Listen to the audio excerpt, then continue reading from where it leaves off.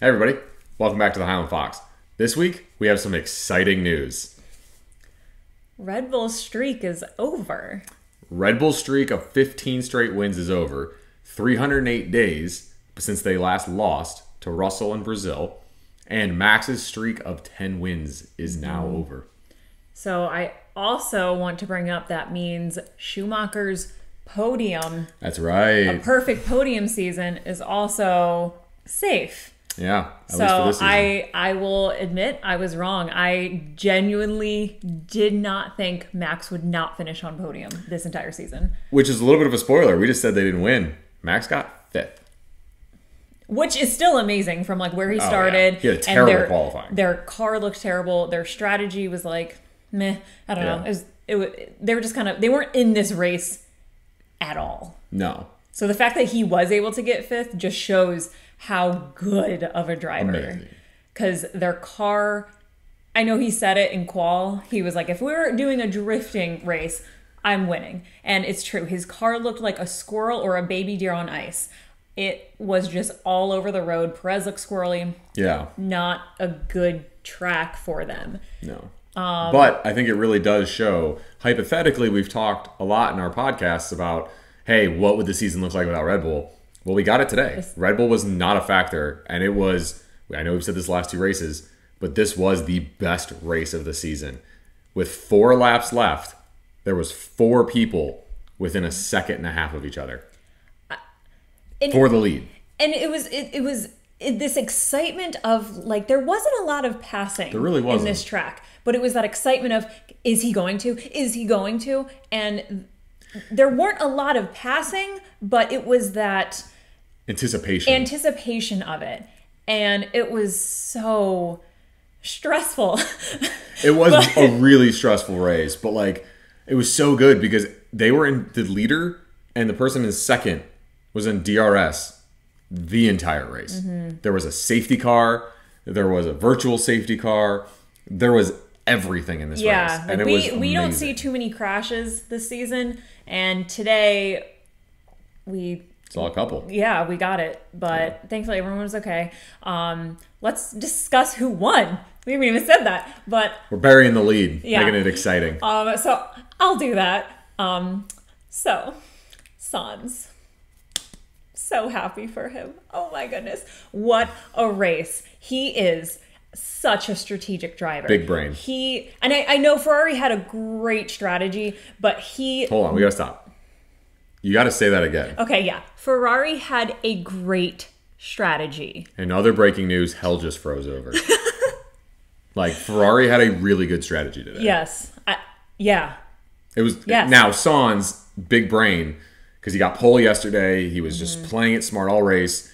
He brought it home, but Ferrari didn't mess him up. Yes. Tire management. He knew that dirty air is a huge issue on this track. So he knew when to push, when to slow everyone. The entire grid had to slow down for him. And he knew when to do that. And then at the end, when he knew he had to give Norris DRS, so Russell would not get too close.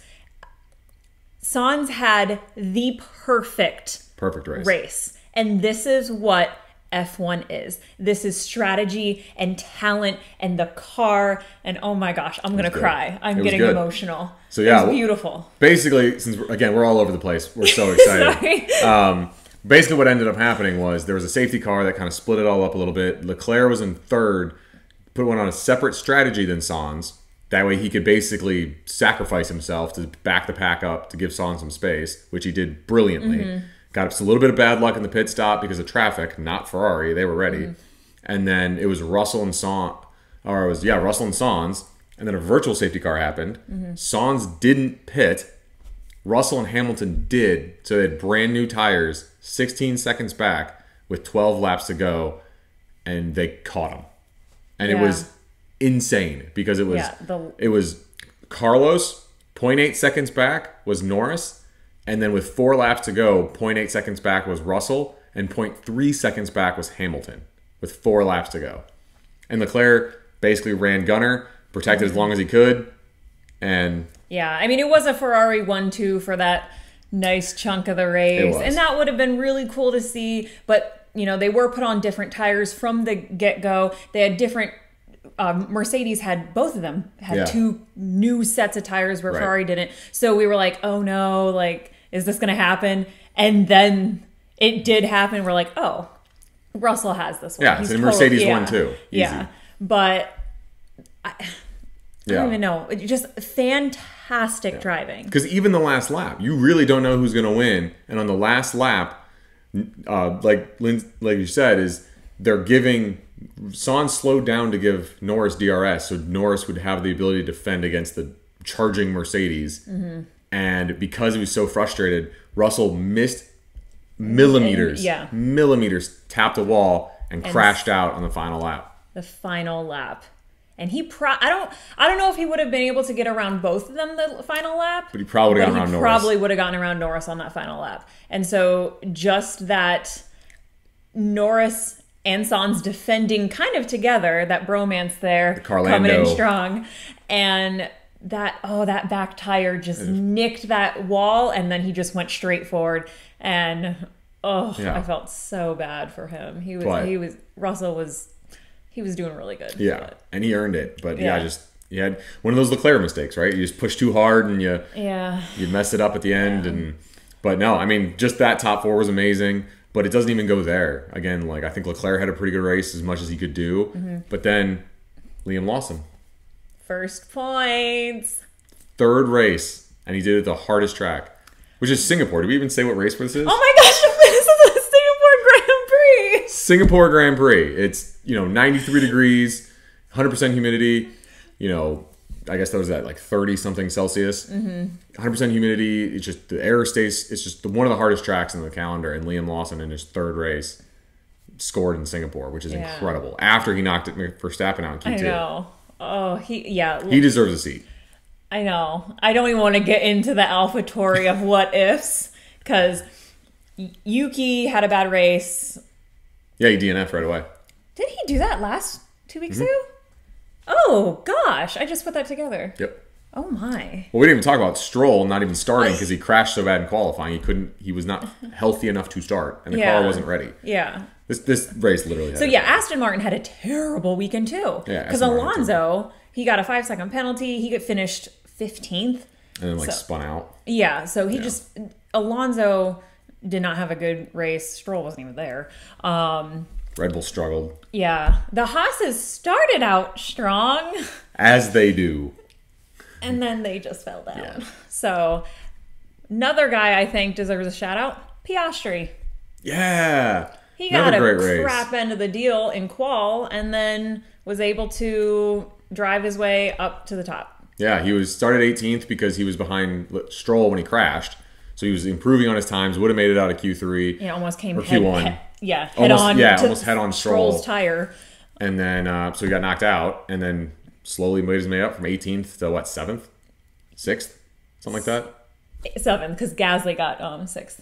It must have been 8th, because I think Perez was 7th. Yeah. Regardless. Yeah. Amazing. Still good. Fact check us down below. I'm just so excited. I'm all over the place right now. This is another one. I know we did it with Monza, and I know we did it with Zandvoort, but maybe we're just excitable people. Maybe. This is a lot about us. Maybe. I'm not against that. But no, all season we've been like, hey, everybody, welcome to the Max Verstappen winning podcast. But today, like the last couple, even when Max was winning with those last couple of races, we were like, this is F1. You just don't worry about Max. And this is what it looks like without Max. So speaking of Max, they deserve all of the accolades. Yes. They are killing it. How does he come back next week for Suzuka in Japan? Oh, does he have like a revenge race? Oh, yeah. Yeah, I think Max laps the field like 3 times. He wins, goes and have a smoke and a pancake, and then like the whole track doesn't even know what happened. Yeah, like he's just coming furious. back for blood next week. Yeah, I don't. If you that'll guys, be fun. Oh, it'll be. Yeah, we are about to, and we are in a world for hurt. Yeah. He said at the end of his interviews, they asked him what his goal is for next week, and he said win by a minimum of 20 seconds. So, which we all know is very possible. Suzuka in Japan is a vastly different track than Singapore as well, so he could do that. So I feel like we covered everything. I think we did. Let me look. Yeah, I think we're good. I think. Right? Sainz, amazing. Broke the streak. Oh, 1988, McLaren had a perfect season. It was ruined by Ferrari. 2023, Red Bull has a perfect season. Ruined by Ferrari. So they may not be the best. but they will ruin gee. the best. Yeah, and they get in there, right? They do what they need to do. Oh, the technical directive. Oh, yeah. We're going to look more into this. And if you guys know anything about it, please leave a comment down below because we'd love to learn more. There was a lot of talk about a technical directive this weekend that affect the flexiness of the wings and the floors. And there's a lot of talk that maybe that's what hurt Red Bull. I think we'll get a better view of that next week at Japan. Yeah, on a like cleaner track. Right. But it went in this weekend. Red Bull struggled. Conspiracies, please continue.